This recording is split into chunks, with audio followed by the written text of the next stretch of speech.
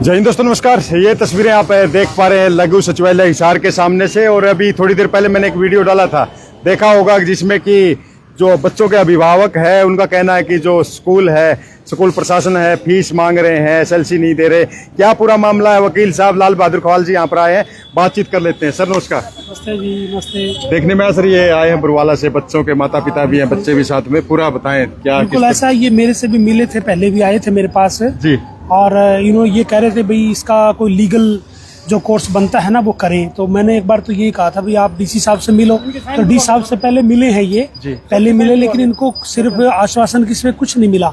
और बड़ी दुर्भाग्यपूर्ण बात है कि ये देखो बेचारी लेडीज महिलाएं आई हुई है। और ये किस लिए आई हुई है? देखो, शिक्षा का अधिकार, जो कि सरकार ने, कांग्रेस की सरकार जब होती थी, शिक्षा का अधिकार, राइट टू एजुकेशन दिया था। और अब जो हालात जो बने हुए हैं यहाँ, जैसे कि मेरे को बताया गया है कि एक कोई स्कूल है बरवाला के अंदर, और स्कूल का जो प्रिंसिपल है वो मनमाने तरीके से एडमिशन चिराग योजना के तहत कर रहा है जी। और इवन उन्होंने ये भी मुझे बताया कि कुछ बच्चों के एडमिशन तो वो जैसे घरों में जाता है, वहाँ आधार कार्ड ले लेता है और वो बच्चों को जबरदस्ती एडमिशन स्कूल में कर देता है। बाद में जब वो बच्चे, पेरेंट्स जो है ना, जब दूसरे स्कूलों में, कहीं प्राइवेट अच्छे स्कूल में जहाँ एडमिशन करवाने जाते हैं, तो वहाँ जाके उनको पता चलता कि हमारा तो एडमिशन वहाँ चिराग योजना के तहत वहाँ चल रहा है ऑलरेडी।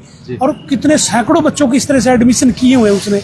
चलो मान लिया, कर लिया। फिर ये अभिभावक बेचारे वहाँ जब यूँ कहते हैं हमारे को तो स्कूल लिविंग सर्टिफिकेट दो, हम यहाँ स्कूल में नहीं पढ़ाना चाहते, क्योंकि यहाँ ना ही तो सही ढंग के टीचर हैं यहाँ पे, ना एजुकेशन यहाँ सही दिलवाई जा रही, ना यहाँ स्टाफ है, ना यहाँ कोई सही तरीके से कोई बिल्डिंग है, तो हम यहाँ नहीं पढ़ाना चाहते। और ये मर्जी है भाई, ये पेरेंट्स की मर्जी है अपने बच्चों को किस स्कूल में पढ़ाएं, कहाँ पढ़ाएं, ये तो पेरेंट्स की मर्जी पे डिपेंड करता है। पर ऐसे वक्त में वो भारी भरकम पैसों की डिमांड करता है और कहता है कि आप मेरे को है ना, ये मेरी 10 साल की, 12 साल की, 5 साल की, 1 साल की फीस दे जाओ, ये पैसे दे जाओ और अपने बच्चे को ले जाओ।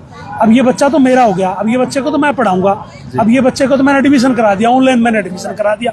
हमें समझ नहीं आ रहा, भाई सरकार ने एक योजना चलाई है, राइट टू एजुकेशन को फुलफिल करने के लिए चलाई है कि कोई भी गरीब बच्चा पढ़ाई के बगैर ना रहे, पैसों की वजह से ना रहे।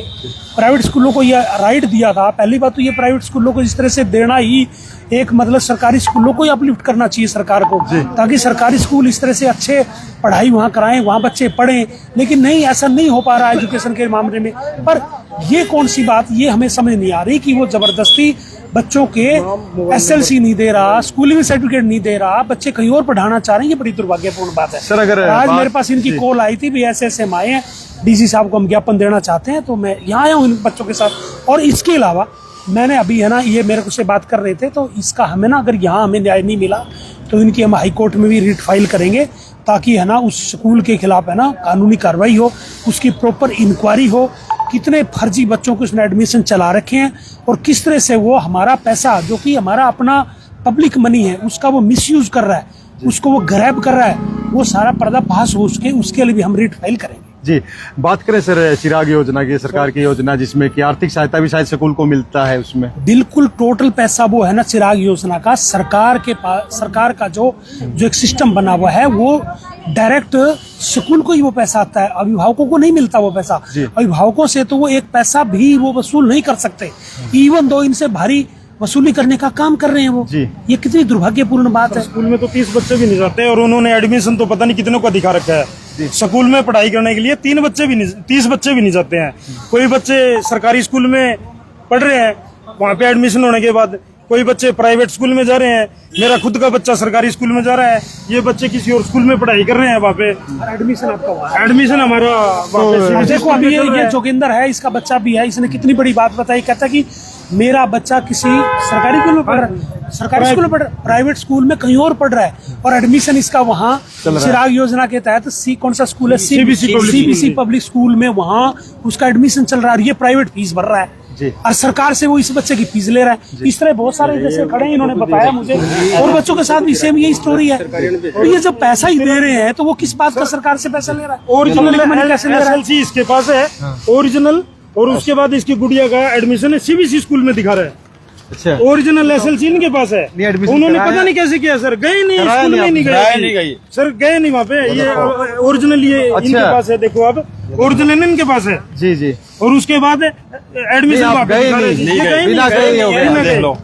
फिर भी पैसे मांग रहा है जी वकील साहब, ये मतलब तो ये मैं तो खुद बड़ा हैरान हूँ कि क्या कैसे ये चलेगा सिस्टम, एडमिशन नहीं होना, क्या होगा। ये पेरेंट्स जैसे बता रहे हैं कि मेरा बच्चे का एडमिशन नहीं है और वो एडमिशन हो रहा है, तो और क्या बच्चा ये कहाँ जा रहा है आपका? घर पे बच्चा बैठा है, पढ़ाई नहीं हो पा रही, दूसरे स्कूल में एडमिशन नहीं कर रहे वो। देखो दूसरे स्कूल में वो एडमिशन नहीं कर रहे कि आपका तो एडमिशन ऑलरेडी उस स्कूल में चल रहा है। प्राइवेट स्कूल का काम होता है कि 5 दिन या 7 दिन या 10 दिन बच्चा स्कूल में न जाए तो उसका नाम काट दिया जाता है, और इस स्कूल का ऐसा रूल है साल भर बच्चा स्कूल में न जाए उस बच्चे का कोई नाम नहीं कटेगा, क्योंकि इनकी सरकार से पैसे आ रहे हैं जी उनके, इसलिए वो बच्चे का नाम नहीं काटते जी ठीक है ना। तो इसलिए हम सरकार से हाथ जोड़कर रिक्वेस्ट करते हैं कि हमारी समस्या का दो दिन गई है जी। अच्छा और 2 दिन मम्मी तो हम इतनी दूर नहीं जाते हैं। मैं सर्टिफिकेट लेने गई तो उनको कहा पहले पैसे दो जब ले जाना, हम धक्के काट के बाहर काट देता है, भीतर बढ़ने नहीं देता है हमको।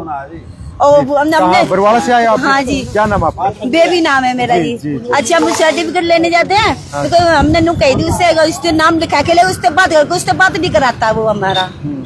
वकील साहब इसमें कानूनी पहलू क्या ऐसा होता है? मैं वही कह रहा हूँ, इसमें है ना लीगल एक्शन बनता है, इसमें क्रिमिनल ऑफेंस भी बनता है, क्योंकि सरकारी पैसा जो है ना पब्लिक मनी का भी इसके अंदर इन्वॉल्वमेंट है, और इसमें हम डालेंगे। अभी तो एक बार ये आए हैं, हम चाहते हैं कि बच्चों की पढ़ाई खराब ना हो। सबसे पहले बच्चों की पढ़ाई की हमें चिंता है। लीगल कोर्स जो होगा वो एक अलग बात है, लेकिन बच्चों का साल खराब हो जाएगा। ये बच्चे ना स्कूल में जा रहे हैं, कुछ बच्चे स्कूल में जा नहीं रहे, प्राइवेट वहाँ उनका एडमिशन नहीं हो रहा, उनकी एक साल खराब हो गया मेरी बेटी का। एक साल खराब भी हो हो गया गया जी, 2 दिन गई है जी। क्या करती तो कितनी अभी महिलाएं बेचारी चिल्ला रही है, मतलब पढ़ाई के लिए ये सरकार पैसा दे रही है। भाई हमारा पैसा, हम टैक्स देते हैं, टैक्स पेयर्स लोग जो है वो उससे पैसा, वो सरकार हमारे से पैसा लेती है, उसके बाद उनके खाते में, स्कूलों के खाते में पैसे जाते हैं, स्कूल संचालित, और पढ़ाई का नाम नहीं है। अब जैसे इन्होंने बताया कि वहाँ बच्चे तो केवल 20-30 ही जाते हैं, और एडमिशन वहाँ सैकड़ों बच्चों के कर रखे हैं उसने। जी, और बहुत से लोग बोल रहे हैं कि किसी से 9 लाख मांग रहे हैं, ये क्या मेरे समझ में नहीं आया। वो यही इतना है तो ना शायद कि MBBS में भी फीस मैं नहीं वही होता कह रहा हूँ, ये बता रहे हैं कि हमारे को आप मान लो किसी फर्स्ट क्लास में बच्चे का एडमिशन कराया, वो कहता है 12वीं क्लास तक का सारा हम, क्योंकि मेरा तो बच्चा हो गया ही है, अभी मेरे को 12 साल तक सरकार पैसा देगी, आप बच्चा कैसे ले जाओगे यहाँ से? प्रॉब्लम ये है ना कि उसको बच्चा जाएगा तो उसकी 12 साल की फीस सरकार से मिलनी है, जो उसको फ्री फंड में मिलनी है, पढ़ाना उसने बच्चों को है ही नहीं, बच्चों का भविष्य खराब करना है उसने, वो क्यों पढ़ाएंगे बच्चे? बताए गरीब बेचारे गरीब। देखो मैं तो परेशान है, 1 महीना रखता है टीचर को, 1 महीना टीचर रखता है जी, अगले महीने तो वकील साहब आज जो आप अभी क्या इनका जो ज्ञापन वगैरह अभी इन्होंने ज्ञापन बनाया है, अभी ये डी साहब से मिलेंगे एक बार, और डी साहब क्या आश्वासन देते हैं, क्या प्रॉपर इंक्वायरी कराते हैं, उसके खिलाफ कोई मुकदमा दर्ज करवाते हैं, बच्चों के स्कूलिंग सर्टिफिकेट दिलवाते, क्या करेंगे? ये प्रशासन का काम है। प्रशासन भी पंगु बन के बैठा है, ये भी बड़ी दुर्भाग्यपूर्ण बात है। डीओ से मिले ये, वहाँ कोई एक्शन नहीं है, डीसी से मिले, वहाँ कोई एक्शन नहीं है। आज ये दे रहे हैं, उसके बाद फिर हम कोर्ट में जाएंगे। जी, सीधी सी बात है। वैसे कोई प्रशासन से कुछ कहना चाहें आप? प्रशासन से तो यही है कि ये चीजें पब्लिक में आने की नहीं है। जी बिल्कुल, ये मैटर पब्लिक में आने का नहीं। ये एजुकेशन है, राइट टू एजुकेशन एक अधिकार दिया है हमारा, एक मतलब बाकायदा इसके अंदर एक एक्ट बना हुआ है, एक्ट ने सब ये दिया है, ये सब कुछ, तो उस एक्ट के तहत पढ़ाई तो देना वैसे सरकार की जिम्मेवारी बनती है, लेकिन यहाँ तो पढ़ाई के नाम पे बच्चों के भविष्य के साथ खिलवाड़ किया जा रहा है। ये यहाँ तक आना ही नहीं चाहिए मैटर। तो ये मैटर तो सिंपल, इवन एक बीओ को भी कोई एप्लीकेशन दे दो, वहीं सोल्व हो जाना चाहिए था ये मैटर। यहाँ तक आने की नौबत नहीं आनी चाहिए। ये हाईकोर्ट तक की बात चल रही है यहाँ पे, भाई हमें हाईकोर्ट में भी इसके लिए जाना पड़ सकता है। ये कितनी बड़ी दुर्भाग्यपूर्ण बात है। सुनाई नहीं होती तो क्या करेंगे? हाथापाई करे तो कह देंगे कानून हाथ में ले लिया। कंप्लेंट कितनी कर रखी है इनकी स्कूल की? पहले बहुत जा चुकी है जी, कोई गिनती नहीं है जी। अच्छा, बहुत जा चुके पहले आ चुके हैं। अभी मैं 16 तारीख को मेरी फर्स्ट कंप्लेंट करके आया था जी। उस टाइम पे 80+ कंप्लेंट इनकी थी, 81 में मेरी कंप्लेंट थी जी। उसके बाद तो ये लोग और आए हैं जी साथ में, 90+ कंप्लेंट है जी इनकी, 90+। ऐसे तो कहते बेटी बताओ, बेटी पढ़ाओ, पढ़ावा करो तो बेटी की जिंदगी खराब हुआ है। तो वकील साहब जो है, कुछ लोग बोल रहे हैं कि हमें पता ही नहीं हमारा बच्चा पढ़ रहा है, तो ये कुछ हैरत की बात नहीं है? ये कमाल को हैरत, मैं तो खुद हैरान हूँ। मैं इसलिए आया हूँ। मैं बच्चों की पढ़ाई, बेचारे बच्चे कहाँ जाएं? अरे एजुकेशन बच्चों की बताओ, क्या ये बच्चे बेचारे सपना ले रहे हैं भाई हमारे बच्चे आगे बढ़ेंगे, एजुकेशन में आगे जाएंगे, हमारे बच्चे IAS बढ़ेंगे, IPS बढ़ेंगे, SCS बढ़ेंगे, सरकारी नौकरी करेंगे। ये लोग बच्चों को बताओ पढ़ाई के लिए जूझ रहे हैं, सड़कों पे चक्कर काट रहे हैं पढ़ाई के लिए, और फिर प्रशासन की कोई जू तक नहीं रेंग रही प्रशासन के। ये कितनी दुर्भाग्यपूर्ण बात है। तो मान के चलें कि अभी लाल बहादुर खुवाल, क्योंकि आप समाज सेवी भी हैं, वकील भी हैं, तो इस मुद्दे पे इनके साथ हैं पूरी बिल्कुल मैं इनके साथ हूँ। ये मिले मेरे से। जी। अब मैंने कहा भी एक बार तो प्रशासन से मिलना चाहिए, जी। ताकि आपका एक गरीब लोग है बेचारे के पास, इनके पास कहाँ से मतलब वो पैसा आए इनके पास। ये नहीं चाहते, ये मुकदमेबाजी में भी नहीं पढ़ना चाहते ये लोग बेचारे। और मैंने भी इसीलिए कहा भी आपका यही शॉर्ट आउट हो जाए तो अच्छा, हमें पढ़ाई से मतलब है।